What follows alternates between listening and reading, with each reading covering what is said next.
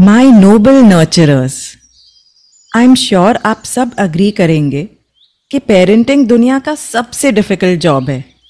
It is like having your heart walking out of your body forever. जब एक couple parent बनते हैं तो बच्चे के साथ साथ उनका भी नया जन्म होता है. And once a parent you are always a parent. मेरी नानी जो 80s में है, आज तक मेरी मम्मी को विंटर्स में सॉक्स पहनने के लिए फ़ोन करती हैं. When it comes to the parenting experience, किसी को ये स्वीट ड्रीम जैसा लगता है तो किसी को स्कैरी नाइटमेयर. बच्चों को बड़ा करने में दिन इतने लंबे होते हैं कि कभी कभी तो ख़त्म होने का नाम ही नहीं लेते, लेकिन साल यूं झट से गुजर जाते हैं. और हर एज और स्टेज का अपना मज़ा और अपने ही चैलेंजेस होते हैं. Confusing, messy but full of memories. That's what this journey is. और एक चीज़ जो हर पेरेंट के बैक ऑफ द माइंड होती है वो है the question, am I doing it right. और इस क्वेश्चन को एक्सप्लोर करने के लिए आज हमने इनवाइट किया है कविता सराफ को.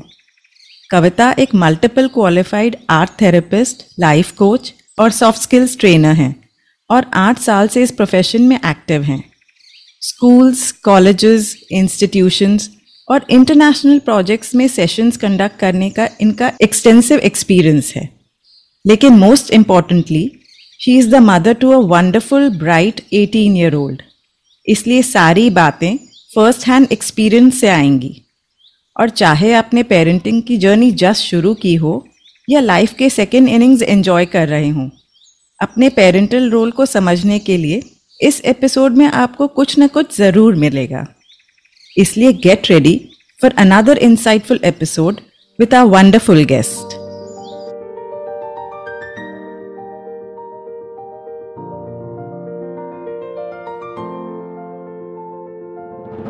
हेलो, नमस्ते. मैं हूं मोनल जैन और आप सुन रहे हैं मेरा पॉडकास्ट विस्परिंग विजडम, जिसमें हम लाइफ को थोड़ा बारीकी से समझकर उसे और भी खूबसूरत बनाने की कोशिश करते हैं. विस्परिंग विजडम के इस एपिसोड में मैं आप सबको वेलकम करती हूँ. Hi Kavita, welcome to whispering wisdom.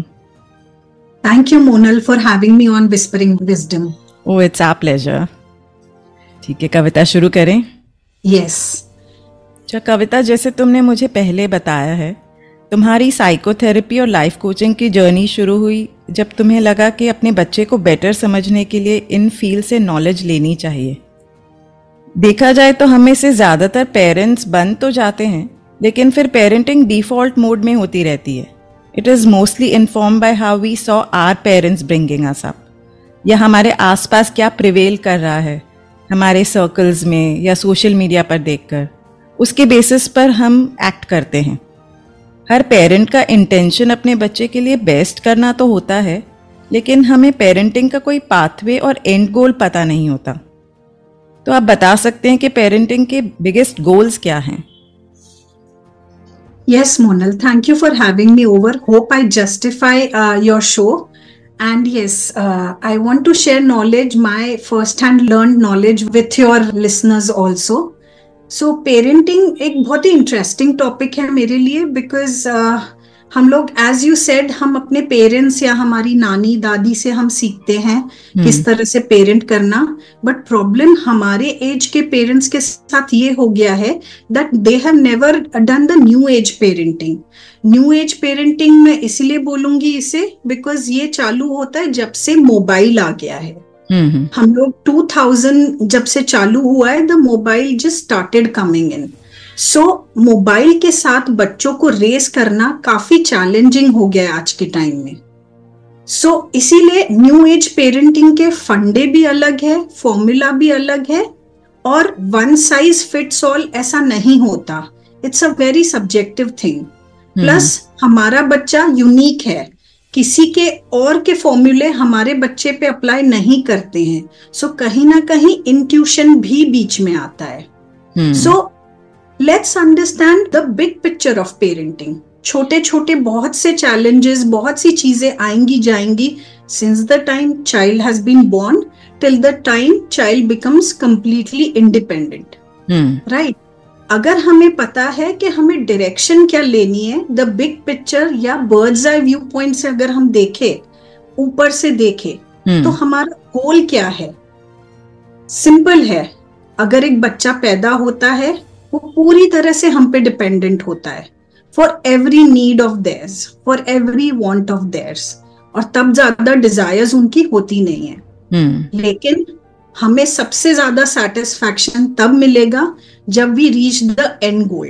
And goal ये है कि वो बच्चा पूरी तरह से इंडिपेंडेंट हो जाए, अपनी जिंदगी जी सके। हम कई बार उसमें रहें या ना रहे, वो अपने बच्चों को पाल रहे हैं, वो अपना करियर परस्यू कर रहे हैं, वो ट्रैवल करना पसंद करते हैं, वो अपनी हॉबीज जो भी करे वो सेटिस्फाई होके अपनी लाइफ अच्छे से जिए। सो एंड गोल अगर हम ध्यान रखेंगे, हमारी सारी चीजें, हमारे सारे एक्शंस और डिसीजन उस डायरेक्शन में जाएंगे। राइट, बिकॉज कविता, मैंने यही नोटिस किया है कि हम इस रोल में इतना ओवर इन्वॉल्व हो जाते हैं कि हम ये भूल ही नहीं पाते हैं, even when the child grows up हमारे माइंड में वो ही इमेज और हमारे फीलिंग्स वैसे ही होते हैं कि ये बच्चा हम पर डिपेंडेंट है, जैसा हमने उसको एकदम पहले देखा था, the first memory of the child या द फर्स्ट फ्यू ईयर्स, तो हम शायद अपने आप को उससे एक्सट्रिकेट नहीं कर पाते। So yes, whenever we remember the goal, तो ये इजी हो जाएगा। यस मोनल, आपने जैसे बोला ना कि हम इतने ओवर इन्वॉल्व होते हैं because they are thoroughly dependent on us, but after a particular age वो एक जर्नी जो हम वीनिंग ऑफ चालू करना चाहिए, वो हम अच्छे से कर नहीं पाते, या क्या स्टेज पे हमें क्या चीजों से उनके लाइफ में विड्रॉ करना चाहिए ताकि उनकी समझ डेवलप हो पाए, वो इंडिपेंडेंट बन सके। सो वो थोड़ा सा technically we as parents also struggle with that. Right. अच्छा, मैंने ये भी देखा है कि हम अपने बच्चों को और अपने पेरेंटहुड को एंजॉय नहीं करते। हमारे लिए वो एक प्रोजेक्ट है, something which is the showcase of our performance as parents. हम अपने सर्कल में उनके स्किल्स और अचीवमेंट्स फ्लॉन्ट करना चाहते हैं, उनकी गलतियों से अनकंफर्टेबल फील करते हैं और उन पर अपने डिज़ायर्स का बोझ भी डाल देते हैं। हम कहते तो हैं कि we just want you to be happy, but we don't actually mean it. एक पेडेस्टल पर खड़ा कर देते हैं और कंडीशंस ऑफ एक्सेप्टेंस बना देते हैं। तो इस ट्रैप से कैसे बाहर आ सकते हैं? Lovely question Monal. यस, शुरू में बहुत अच्छा लगता है जब हमारे से एक बच्चा पैदा हुआ है, फुल्ली फंक्शनल है, we take pride, sometimes it is out of love that we do के मेरा बच्चा बहुत अच्छा गाता है, उसको पार्टी में एक टेबल पे खड़ा करके उसको गाने लगाते हैं। फिर वो धीरे धीरे कब वो नीड फॉर वैलिडेशन बन जाता है, वी स्टार्ट सीइंग देम कि अगर उनके लिए कोई ताली बजा रहा है यानी वो हमें अच्छा बोल रहा है या हमारे पेरेंटिंग को अच्छा बोल रहा है। सो हम एक्चुअली तो चाहते हैं कि बच्चे को हम डेवलप करें, उसे सोशल स्किल्स सिखाएं, उसमें जो अच्छाइयां हैं वो बाहर लाए, लोगों को दिखाएं, उसे सोशली एबल बनाएं। But in the process, we start identifying them with us so much that उनकी अच्छाइयाँ हमारी अच्छाइयाँ, उनके failures हमारे failures हम correlate करने लगते हैं। That is where the problem lies. Right. They are children through us, right? And हम सोचते हैं they are an extension of us. Right. हम individuality को reject कर देते हैं। फर्क है। Right. I think ये हर पेरेंट की जर्नी में आता ही है कि you have to somewhere accept कि आप एक अलग इंडिविजुअल हो और आपका बच्चा जो है एक अलग इंडिविजुअल है जिसके खुद के अलग नीड्स, वांट्स, डिज़ायर्स हो सकते हैं, राइट? और true, in day to day life मैंने यही देखा है कि हमारा कम्युनिकेशन बच्चों से सिर्फ फंक्शनल होता है। जैसे हम इंस्ट्रक्शंस देते रहते हैं उनको, do this, don't do that, या फिर हम फ्रस्ट्रेट होकर बात करते हैं उनसे। एक जेन्युइन कनेक्शन हम शायद ही बनाते हैं, इट इज समवेयर मिसिंग। क्या आपने भी ये नोटिस किया है? और इसके लिए आप पेरेंट्स को क्या एडवाइस देंगी? Yes Monal, actually you are saying advice देना, एडवाइस से ज्यादा maybe I can share my experience, क्योंकि मैंने भी गलतियां की है। I won't say I am a perfect parent, but yes, गलती करने के बाद अगर हमें रियलाइज भी होता है कि ये हमने सही नहीं किया और शायद it is not better for the greater good of the child, हम अपनी एक्शंस को बदल सकते हैं, हम अपनी समाज में थोड़ा सा बदलाव ला सकते हैं। So Monal, communication as we raise the child ना, हम डे टू डे इवेंट्स को इतना इंपॉर्टेंस देते हैं, रोज का खाना, रोज का स्कूल जाना, स्कूल से आके होमवर्क करना, उन्हें सो जाना, तो ये रूटीन में हम इतने कॉटअप हो जाते हैं, but they are just daily activities. उससे हमारा रिलेशनशिप, बच्चे के साथ बॉन्ड होना या ऐसे कॉन्वर्सेशंस लेना जो बियॉन्ड रूटीन जाता है, उसके लिए जो बोलते हैं ना, वीकेंड्स बहुत अच्छे होते हैं, या कई बार पेरेंट्स इवन ड्रॉप और पिकअप करते हैं to connect to children so that they don't run away और so that you don't have any distraction. I would say communication, like take up any topic beyond the routine and be open to listening to your child.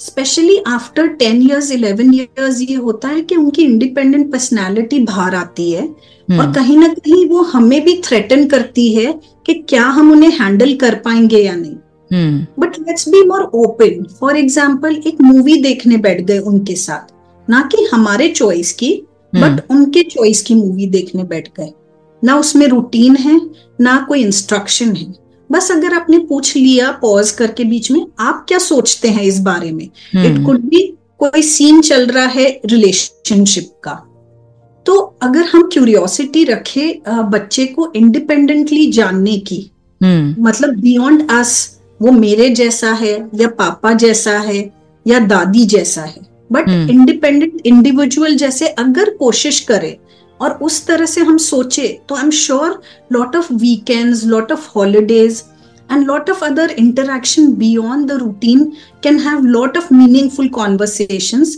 and that will help us bond with our children. So ये एक practice मैंने चालू की थी starting from movies. So this is my share with you. Wonderful कविता, क्योंकि मैंने भी ये चीज़ खुद में नोटिस की कि initially you can say it is innocence, मैं ये समझती थी कि मेरा बच्चा यानी a mirror of me, और मैं बहुत सरप्राइज होती थी जब उसके चॉइसेस या उसके ओपिनियंस या इंटरेस्ट मुझसे अलग होते थे, एंड कहीं पर वो एक्सेप्टेंस में थोड़ा टाइम लगता था। But now I enjoy those differences and I try to make sure कि उन डिफरेंसेस में, मतलब जो उसके इंटरेस्ट हैं उसमें मैं भी इंटरेस्ट दिखाऊं, बिकॉज शायद वो मेरे लिए इंटरेस्टिंग नहीं है लेकिन मेरे बच्चे के लिए है, तो that is where my child bonds with me and feels कि हाँ वो वैल्यूएबल है मेरे लिए। एंड ये आई थिंक कम्युनिकेशन की बात है, तो कई पेरेंट्स ये भी फील करते हैं कि जैसे हमारा बच्चा स्कूल से आता है तो हम पूछते हैं स्कूल में क्या हुआ ये वो, या इन जनरल कहीं और भी जाकर आए हैं तो उनका एक्सपीरियंस वो जानना चाहते हैं, बट बच्चे ओपन नहीं होते शेयर करने के लिए। तो ऐसे में पेरेंट्स क्या कर सकते हैं? सो मोनल, ये एक अच्छा सवाल है and every time I have seen, even including me, it has been क्या किया स्कूल में, कुछ नहीं, so that is the dead end to the conversation. But इसमें empathy काम लगेगी। Actually बच्चों के लिए स्कूल जाके आना, it's just not a routine. It might feel to them like a battlefield, you know. Right. घर is the safe zone, but वहाँ difference of opinion, peer pressure, pressure to perform, studies, वो सब बहुत रहती है। तो हम अगर एम्पैथेटिक रहें, जैसे हम लोग का ये बहुत क्लियर था कि स्कूल से आने के बाद मेरे को कुछ मत पूछो, क्लियर मेरे बच्चे ने बोला था एंड मैं उसे रिस्पेक्ट करी। कई बच्चे ओपन अप होते हैं या कोई प्रॉब्लम लेके आए हैं तो बी ओपन के तुम अभी बात करना चाहते हो या will you like to share and be open to know also.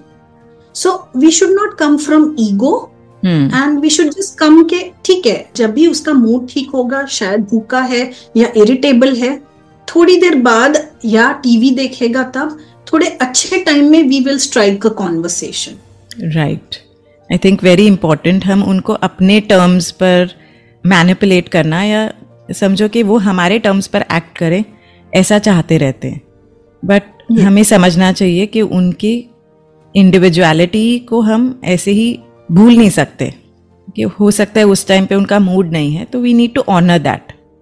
and understand. अच्छा Kavita, parenting is a 2-person job. दोनों मदर और फादर के रोल्स इक्वली इम्पॉर्टेंट हैं और आज के टाइम्स में फादर्स एक्टिवली इन्वॉल्व भी हो रहे हैं. लेकिन अगर उनकी आपस में अपने पेरेंटिंग सिस्टम की क्लैरिटी नहीं हो तो इसका बच्चे पर क्या इम्पैक्ट आता है, और दोनों का थॉट प्रोसेस अलग हो तो कैसे रिकंसाइल करना चाहिए?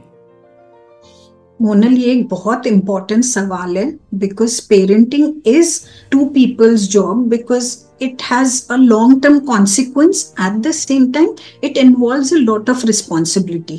Mentally, emotionally, physically, financially, एक लाइफ की जिम्मेदारी आप पे आ गई है practically.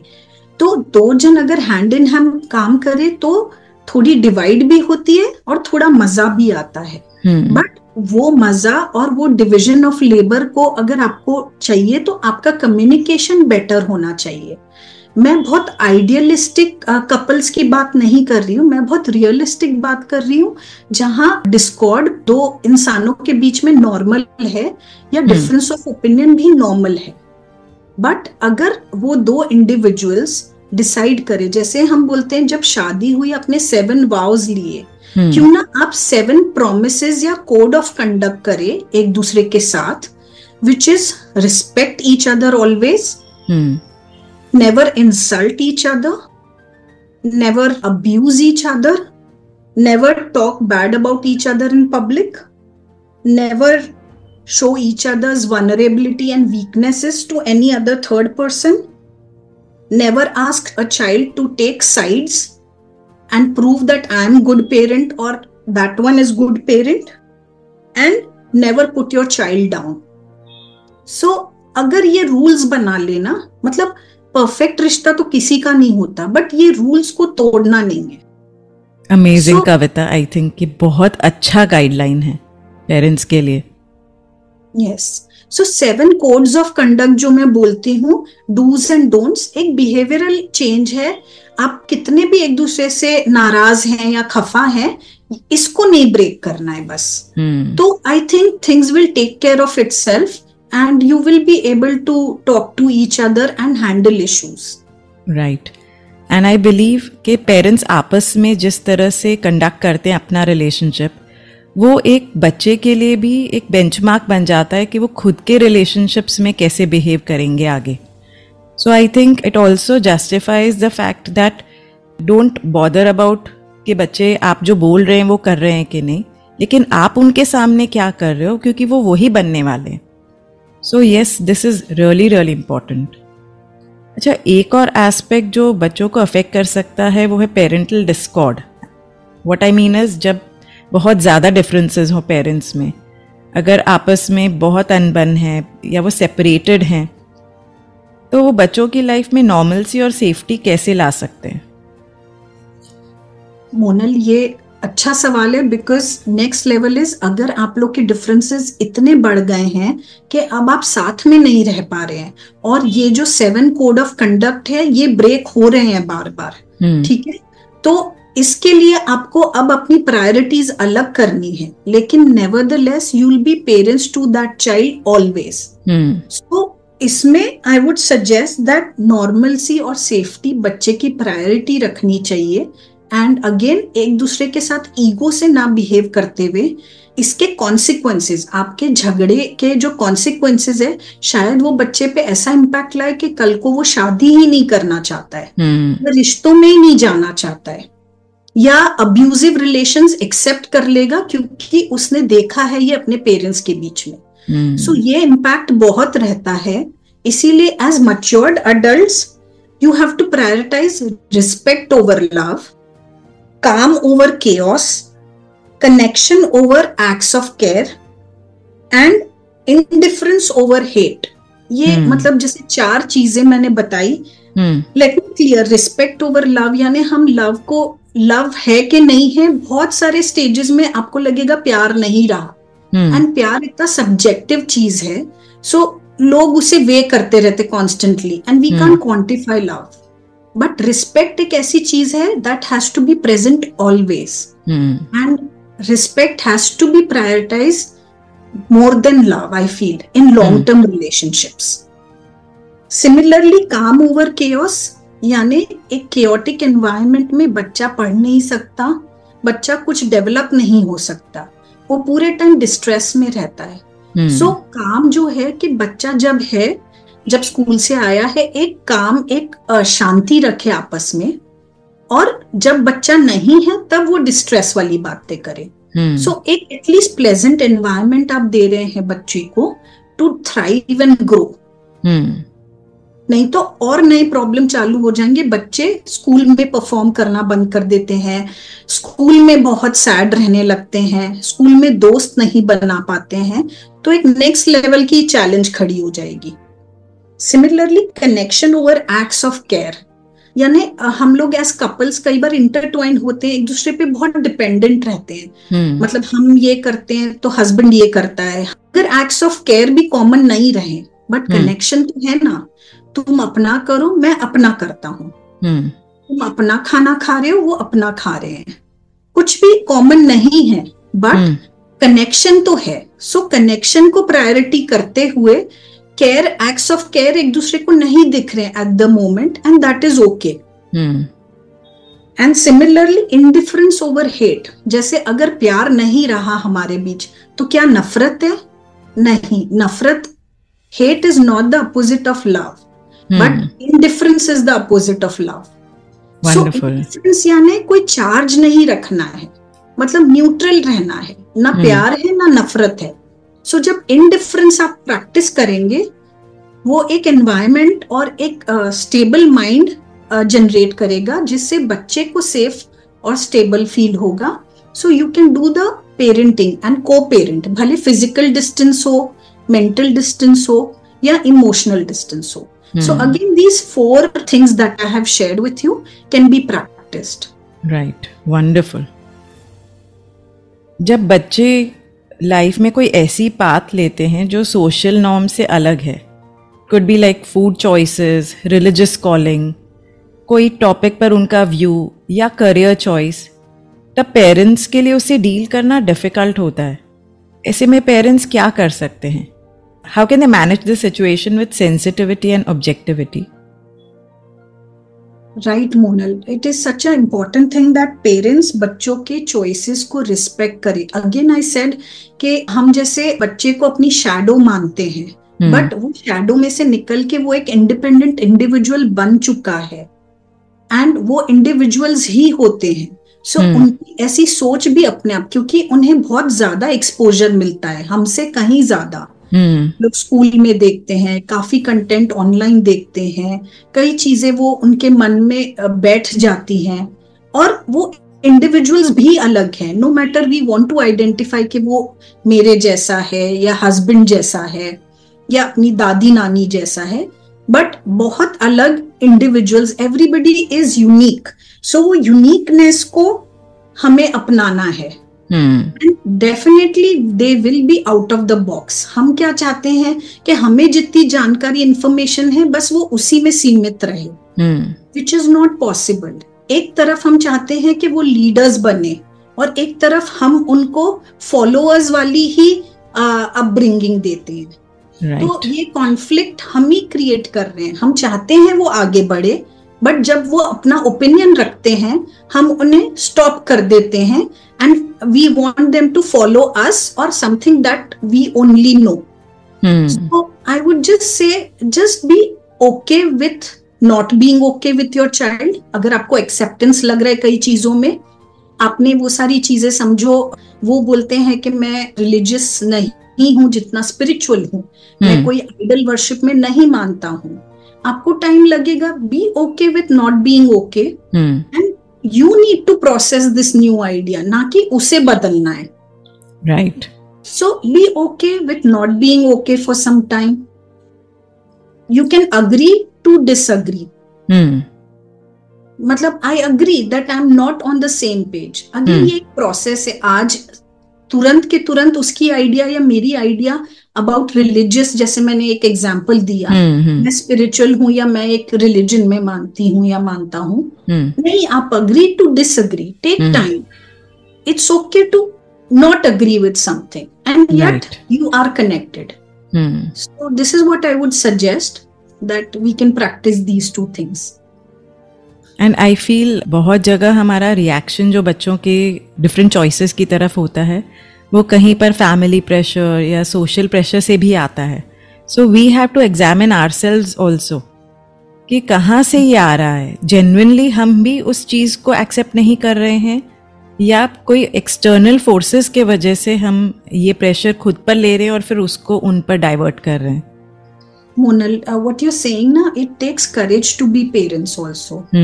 It takes a lot of courage for us to stand by our child also at times in a society which wants conformity. यानी जो जानते हैं बस वही कंफर्म चाहिए और उसमें एक सिक्योरिटी महसूस होती है. Right. और जो कुछ नई चीज आती है तो उसमें हमें हिम्मत लगेगी that we believe in our child, yet some लोग majority of the people don't follow या allow their children to follow differently. But इसमें पेरेंट्स की समझदारी है और प्रैक्टिकलिटी है कि वो अग्री करे और खुद को बदलने की या खुद एटलीस्ट एक्सेप्ट करने की कोशिश करे. राइट. अच्छा कविता, बहुत बार हम बच्चों के साथ डिफिकल्ट कॉन्वर्सेशंस अवॉइड करते हैं. डिफ़िकल्ट कॉन्वर्सेशन यानी जैसे कोई गलत एक्शन के लिए उन्हें कन्फ्रंट करना, कोई फैमिली या कपल में हो रही कोई बुरी सिचुएशन है उसके बारे में बात करना, कोई और फेलियर्स हुए हैं उसके लिए डिस्कशन करना या ऑब्जेक्टिवली उसको देखना. हम सोचते हैं कि इन बातों को अवॉइड कर देंगे तो विद टाइम सब भूल जाएंगे और उसका इम्पोर्टेंस नहीं रहेगा. लेकिन क्या ये सही है? I feel below the surface हमेशा वो चीज़ें रहती हैं. और क्या बच्चों को इस डेप्थ की जरूरत नहीं? Yes Monal, what you saying कि स्वीपिंग बिलो द रग जो है हम छिपा देते हैं बातों को या ट्राई करते हैं कि उसे छिपा दे ताकि वो भूल जाए और अपने आप ही प्रॉब्लम सॉल्व हो गए. वो प्रॉब्लम सॉल्व नहीं हुआ है, वो दब गया है और कहीं ना कहीं किसी ना किसी फॉर्म पे निकलेगा ही. बेटर ये है कि अगर हमें समझो कई बातें नहीं समझ रही हैं, we take a pause. We also as parents need help at times. We seek a counsellor, we seek a coach और a mentor. We can read some books also. So हमें अपने आप को ग्रो करना भी जरूरी है as parent at different stages of life. So we don't know everything. Again new age parenting है, we will get stuck. Right. So let's educate ourselves more, I feel. I think very important. हमको वो ego छोड़ना पड़ेगा और ये हमारा जो uninformed way of life है ये सोच, क्योंकि हम एडल्ट्स हैं तो हमें सब कुछ पता है या हमें हमारे बच्चों से ज़्यादा पता है या हर सिचुएशन को मैनेज करना हमें बाय डिफ़ॉल्ट आ जाएगा. ये एक बहुत ही मिसइन्फॉर्म्ड नोशन है. It's a pre conceived notion basically जो हमको एग्जामिन करना चाहिए. Yes. कविता, हम पूरी लाइफ ये सोचते रहते हैं कि हमारा जॉब है बच्चों को सिखाना, उन्हें ट्रेन करना और हमारे उनके साथ के सारे इंटरैक्शंस यही आइडिया को रिफ्लेक्ट करते हैं. But what do you think, what is the truth? Actually again the truth is by my experience. अगर ये आइडिया लेके मैं चल रही थी तो मैं बहुत गलत थी कि हमें बच्चों को ट्रेन करना है और सिखाना है. नहीं, वो life itself teaches them and they have that seed within them to grow, to absorb. It's just that we need to give an environment, like how a seed germinates when the environment is correct. वैसे वो भी एक बीज है. अगर अच्छा environment, हमें क्या करना है, हमें नहीं बोलना है अरे उगो, अरे अपने आप ही वो सीड जर्मिनेट होके प्लांट बनता है, प्लांट में से ट्री बनता है, ट्री में से फ्लावर्स आते हैं, फिर फ्रूट्स आते हैं. सिमिलरली बच्चे भी वो ऑटो पायलट में चल सकते हैं. हमें बस देखना है कि भाई अप्रोप्रिएट सनलाइट है, अप्रोप्रिएट मैन्योर है, अप्रोप्रिएट, अगर जो कंडीशन सही नहीं है बस हमें थोड़ा सा चेंज करके कंडीशंस उनके लिए सही रखनी है for them to grow. So parenting actually बहुत सिंपल है बट हमने उसे कॉम्प्लिकेट कर दिया, trying to control and manage their actions. So true. So let's change our ideas about parenting. It is not about teaching and training at all because उनकी inner wisdom उन्हें guide करेगी. Let's accept them the way they are and let their inner wisdom grow. Kavita, it is so simple yet so difficult to follow. I don't know हम I agree. क्यों moment to moment awareness ही नहीं होती। पहली बात तो aware भी होते हैं तो भी ये बात भूल जाते हैं, और हम सिचुएशंस और अपने बच्चों को कंट्रोल और मैनेज करने में ही we get into that race. Yes. So yes, I totally agree with that कि अगर हम ये सोचते हैं कि हम उनको सिखा रहे हैं, हम उनको बड़ा कर रहे हैं, तो ये हमारी सबसे बड़ी भूल है। Because life has brought them, और लाइफ ही उनको सब कुछ वो देगी। हम इनफैक्ट आई थिंक ये हमारी प्रिविलेज है कि हमको मौका मिला उनकी लाइफ का पार्ट बनने का, एक गिफ्ट मिला from where we can also learn. Yes, what a perception, Monal. I think, yes, they are adding a lot to our lives, in fact. True. And इसी पर कविता, I thank you so much for giving us such insight on parenting and how not to be just a parent but also a learner along with your child. जैसे हम बोलते हैं दूसरा जन्म हुआ बच्चे के साथ, but I think उस चीज़ को हम जीते नहीं हैं। Actually, I was feeling so happy because in दिनों में recently my son, he told me, he keeps telling me कि old woman उसे पता नहीं बड़ा मज़ा आता है। And nowadays he says, you're an old woman who has the energy of a child. So I was so happy to hear that from him. मुझे ऐसा लगा कि yes, I'm trying to be where I intend to be. Yes, So, and being childlike in the process and enjoying parenting, because it's a journey of almost 20 years and beyond. True. So why not enjoy it when we know that actually इतना बड़ा वो है नहीं, हम उसे difficult बना रहे हैं, then we don't get tired being parents. Yes. Otherwise burnout बहुत जल्दी हो जाता है, you know. True. एक burden सा feel होता है। Yes. So nice, Monal, and I'm so glad that you took the initiative of having me over and I could share little of my wisdom in your show. Oh yes, that was really wonderful. And आप में से जो भी कविता के साथ connect होना चाहें, नीचे डिस्क्रिप्शन में सारे डिटेल्स दिए हुए हैं, आप उनसे कांटेक्ट कर सकते हैं directly. And in the end मैं कुछ शेयर करना चाहती हूँ। फेमस ऑथर और पोएट कलील जिब्रान की पोएम द प्रॉफिट में से कुछ लाइंस हैं। उन्होंने बच्चों के बारे में कुछ इस तरह लिखा है, your children are not your children, they are the sons and daughters of life's longing for itself. They come through you, but not from you. And though they are with you, but they belong not to you. You may give them your love, but not your thoughts, for they have their own thoughts. You may house their bodies, but not their souls, for their souls dwell in the house of tomorrow, which you cannot visit, not even in your dreams. You may strive to be like them, but seek not to make them like you. For life goes not backward, nor tarries with yesterday. You are the bows from which your children as living arrows are sent forth. Beautifully written by him. Yes, such a wonderful share, Monal. I think it can sum it up what we have discussed so well. True. It even shows that what we are thinking, we are on the right track. Yeah. Thank you, Kavita, for everything, this wonderful session, this wonderful interview. And मुझे खुद के लिए personal मेरी parenting role में भी काफ़ी insights मिले. So, thank you for everything. Glad, Monal. Thank you for having me. इस एपिसोड को सुनने के लिए मैं आप सबको थैंक यू कहना चाहती हूँ। अगर इनमें से कुछ विचार आपको अपने से लगे, कहीं मन को छू गए, तो आप मुझे मैसेज कर सकते हैं इंस्टाग्राम या फेसबुक पर। मेरे बारे में और जानना हो तो मेरी वेबसाइट पर आप देख सकते हैं। इन सब की डिटेल्स नीचे डिस्क्रिप्शन में मेंशन की गई हैं। आप जिस भी ऐप पर मुझे सुन रहे हैं उस पर मुझे 5 स्टार रेटिंग देना मत भूलिएगा।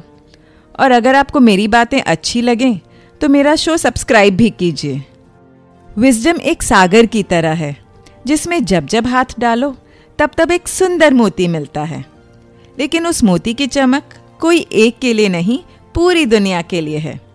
और इसे जितना शेयर करो उतना ही इस मोती की चमक बढ़ेगी।